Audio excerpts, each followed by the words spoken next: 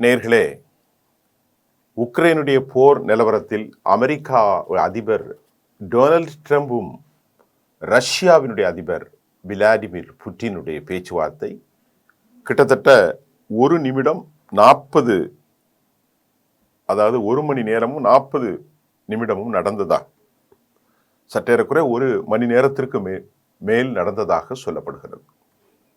இந்த பேச்சுவார்த்தையில் அமெரிக்க அதிபர் ரொம்ப ஆவல் காட்டுகிறார். ஆனால் இதையெல்லாம் எப்படி எடுத்துக்கொண்டார்கள், இதனுடைய முடிவுகள் என்ன என்பதை நாம் பார்க்க வேண்டும். 3 வருஷமா உக்ரைனுடைய போர் தொடர்கிறது.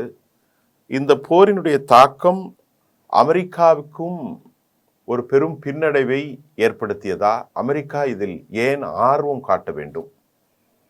அமெரிக்காவினுடைய இந்த ஆர்வம் இடையில் ஜெலன்ஸ்கியோடு, உக்ரைன் அதிபரோடு அவருக்கு ஏற்பட்ட மோதல், ஜேடி வான்ஸ் டொனால்ட் ட்ரம்புக்கு முன்பு அவர் அவமானப்படுத்தப்பட்டு நாட்டை விட்டு வெளியேறியது. அதற்கு பின்பு சவுதி அரேபியாவில் சமாதானத்தோடு கனிம வள ஒப்பந்தத்தை அவர்கள் செய்து கொண்டது. தற்போது அழுத்தம் கொடுத்து உக்ரைன் போருக்கு ரஷ்யாவோடு பேசினார். இதெல்லாம் நாம சிந்திக்கிறோமோ இல்லையோ, ரஷ்யாவும் ரஷ்யாவினுடைய சக கூட்டணிகளான சீனா, ஈரான் போன்ற நாடுகள் மிக மிக மிக நுணுக்கமாக இந்த பிரச்சனையை அவதானித்து வருகிறார்கள்.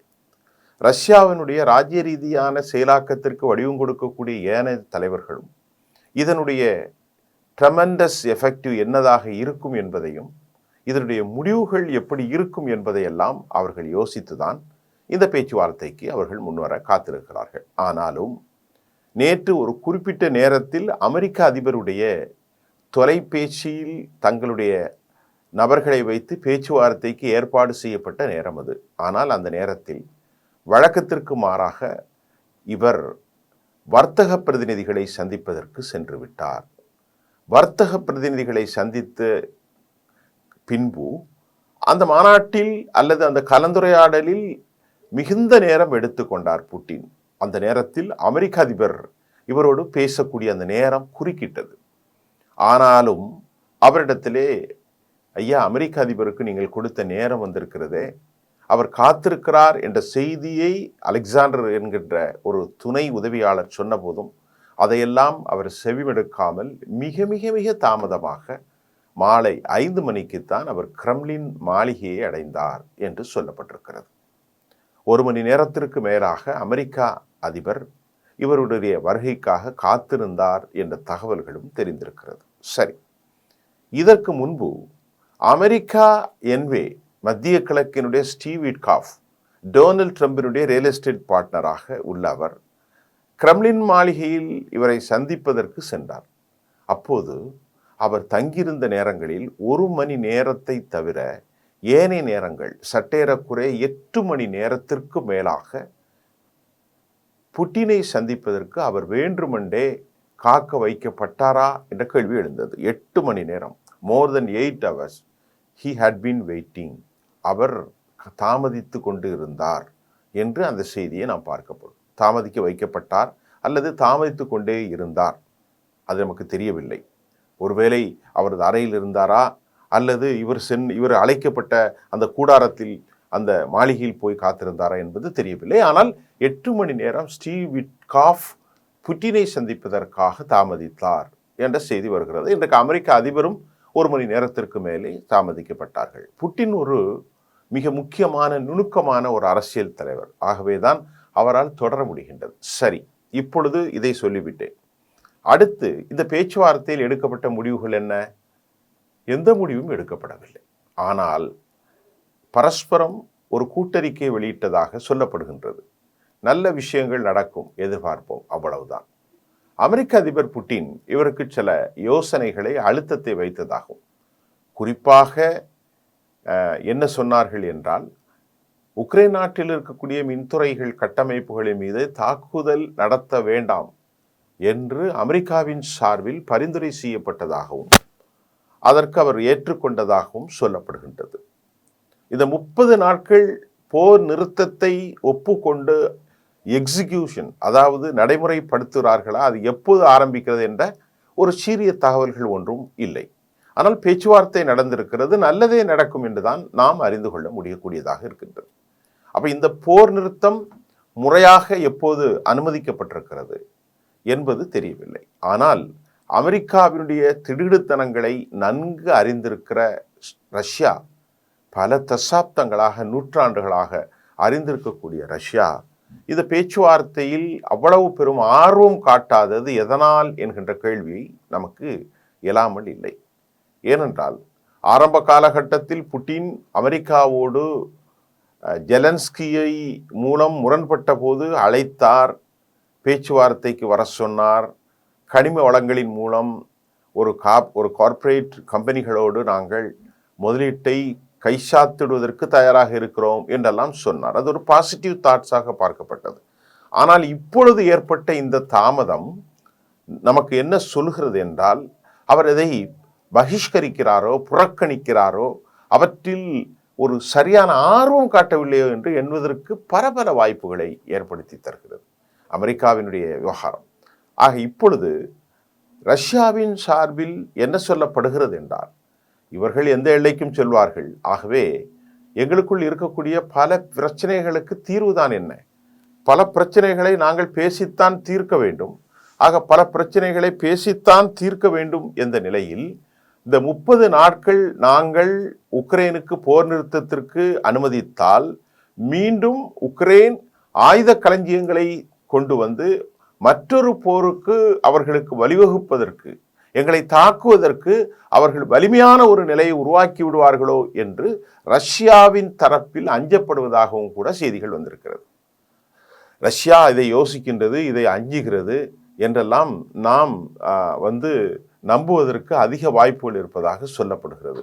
ஆக மின்சாரம் உற்பத்தி செய்கின்ற இந்த பகுதிகளை தாக்குதல் நடத்த வேண்டும் என்று சொன்னாலும் ரஷ்யா வைக்கக்கூடிய இந்த கோரிக்கையை அமெரிக்கா ஏற்றுக்கொண்டாலும், அமெரிக்கா ஏற்றுக்கொண்டதை ஜெலன்ஸ்கி ஏற்றுக்கொள்ள வேண்டும்.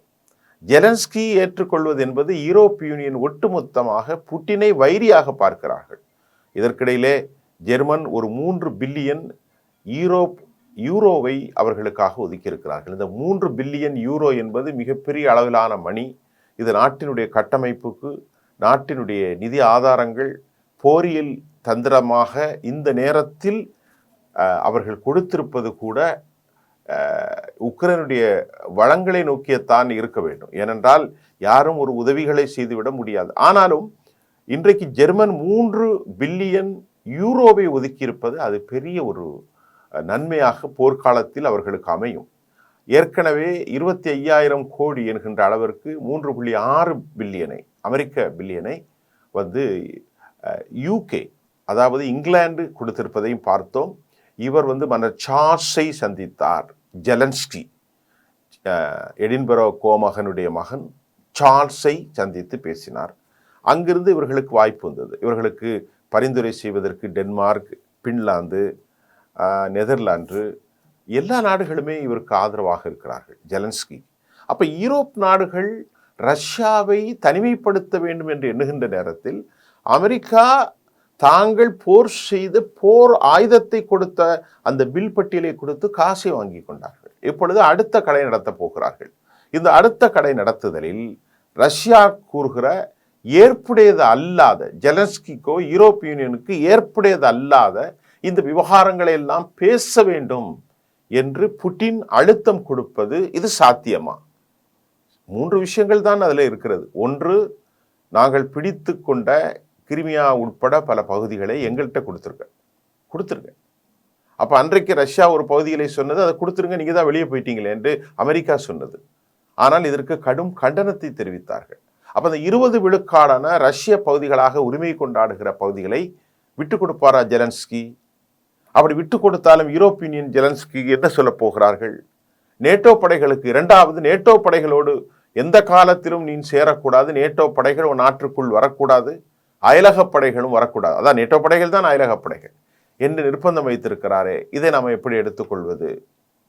இப்படி பல கேள்விகள் இருக்கின்றது, பல விஷயங்கள் இருக்கு. அதே போன்று யூரோப் நாடுகளோடு நீ எந்த நிலையிலும் ஒப்பந்தம் செய்துவிடக்கூடாது, எல்லாம் நிறைய கண்டிஷன்ஸ் புட்டின் சார்பிலே போடப்பட்டிருக்கிறது. இதையெல்லாம் ஏற்றுக்கொள்ள வேண்டும் அல்லவா? இதை ஏற்றுக்கொண்டு நீண்டகால நிரந்தர ஒப்பந்தத்திற்கு ஜெலன்ஸ்கியும் உக்ரைனும் யூரோப்பிய யூனியனை ஒற்றுக்கொண்டால் மட்டும்தான் அமெரிக்காவினுடைய ஜம்பம் செல்லும். காசாவின் பொதுமக்களை, எதுவும் இல்லாத அப்பாவிகளை அடித்து நாசகாரம் செய்கின்ற அமெரிக்காவினுடைய உத்தி, ராஜதந்திர நடவடிக்கை இங்கே நடக்காது. ஆக இந்த நேரத்தில் உலகம் வரும் பதட்டத்தில் இருக்கிறது.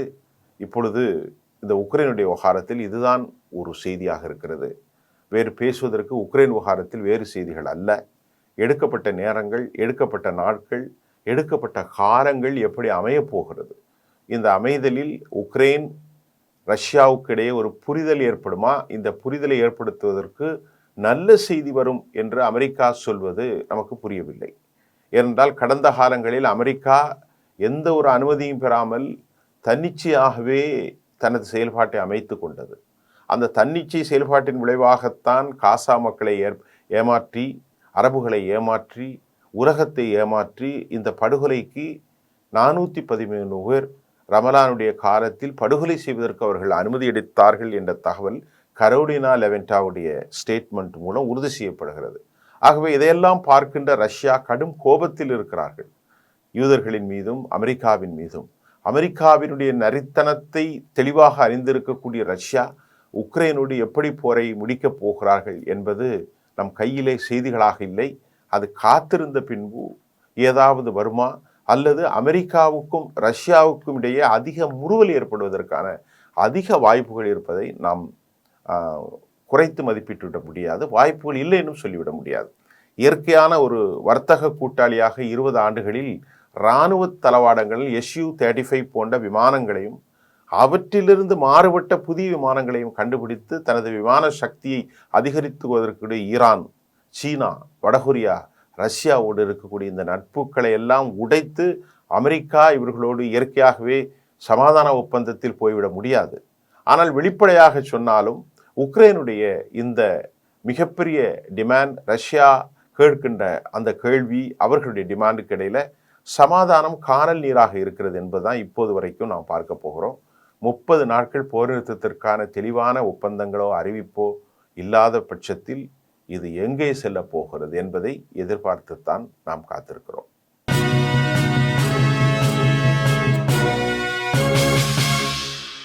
உடனுக்குடன் அப்டேட் தெரிந்து கொள்ள ஜெம் டிவி தமிழ் ஆப்பை இன்ஸ்டால் செய்யவும்.